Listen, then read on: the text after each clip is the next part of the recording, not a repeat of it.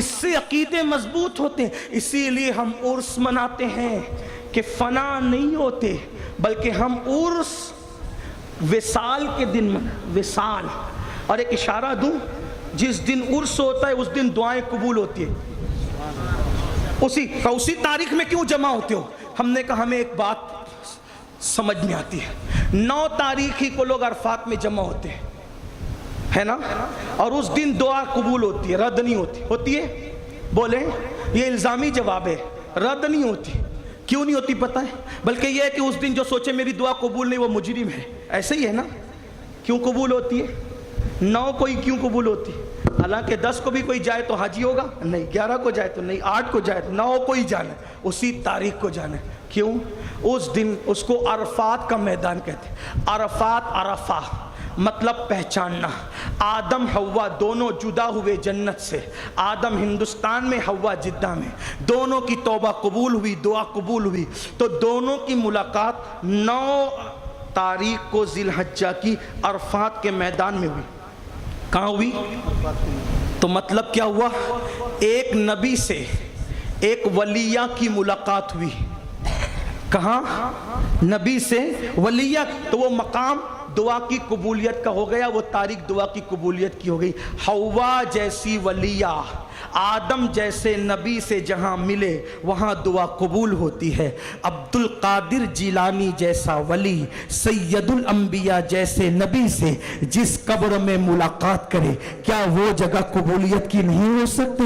معین الدین جیسا ولی 6 رجب کو. اب آپ کہیں گے کیسے ملے؟ ہم نے کہا کہ آپ نے حدیث نہیں پڑھی بخاری تو بہت کرتے ہیں. قبر میں سوال کیا ہوگا؟ وہ پیاری پیاری صورت دکھائی جائے گی اور کہا جائے گا ان کے بارے میں کیا کہتا تھا. لوگ اس پہ بہت باتیں کرتے ہیں، کہا تصویر ہوگی، شکل ہوگی، یہ ہوگی، وہ ہوگی. لیکن ہمارا امام تو یہ کہتا ہے جلوہ فرما ہوگی جب، جلوہ فرما ہوگی جب طلعت رسول اللہ کی. ہمیں تصویر نہیں، رسول اللہ کا جلوہ جوہرا قبر میں نظر آئے گا. ارے جب عام مومن زیارت کرتا ہے تو غوث پاک نے کیسے زیارت کی ہوگی؟ غریب نواز نے کیسے زیارت کی ہوگی؟ مخدوم پاک نے کیسے زیارت کی ہوگی؟ محبوب الہی نے کیسے زیارت کی ہوگی؟ تو ولیہ کی ملاقات نبی سے ہو رہی ہے، وہ مقام دعا کی قبولیت کا ہو رہا ہے. تو غوث اعظم جیسے ولی کی ملاقات سید الانبیاء سے قبر میں ہو رہی ہے، غریب نواز کی ہو رہی ہے، صابر پاک کی ہو رہی ہے، صابر باپو کی ہو رہی ہے. تو کیا وہ جنت کے باغوں میں سے باغ نہیں بن گیا؟ وہاں دعا قبول نہ ہوگی تو کہاں ہوگی؟ لیکن مسلمانوں کو اتنا چاہیے، قبروں پر حاضری دو شریعت مطہرہ کی حدود میں رہ کر.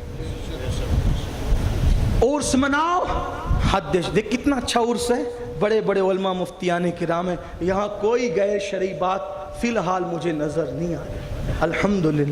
کاش ہمارے عرس ایسی تلاوت ہو، درود ہو، سلام ہو اور قرآن خوانی ہو. اور بزرگوں کے یہاں جاؤ تو 2 ہاتھ کے فاصلے سے کھڑے رہو، ادب سے فاتحہ پڑھو اور ایسے ان کی تعظیم کرو جیسے حیات ظاہری میں ان کی تعظیم کرتے تھے.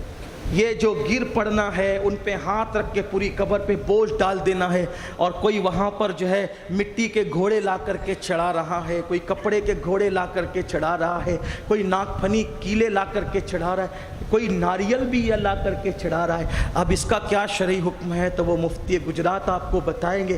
میں کوئی مفتی آدمی نہیں، لیکن اتنا ضرور ہے کہ یہ اچھی بات نہیں ہے. کسی سے مشابہت ہے اور مشابہت نہ کرو. ہمارا دین کسی کا محتاج نہیں ہے، ہمارا دین واضح شریعت ہے، سب کھول کر اللہ رسول نے بیان کر دیا ہے. اللہ پاک کی بارگاہ میں دعا ہے اللہ آپ کو مجھے سب کو شریعت پر قائم رکھے، دین پہ قائم رکھے. گفتگو کے درمیان اگر کوئی غلطی ہو تو اللہ پاک اپنے حبیب صلی اللہ علیہ وآلہ وسلم کے صدقے معاف کرے. استغفر اللہ ربی ان ربی لغفور الرحیم وما علینا الا البلاغ. السلام علیکم.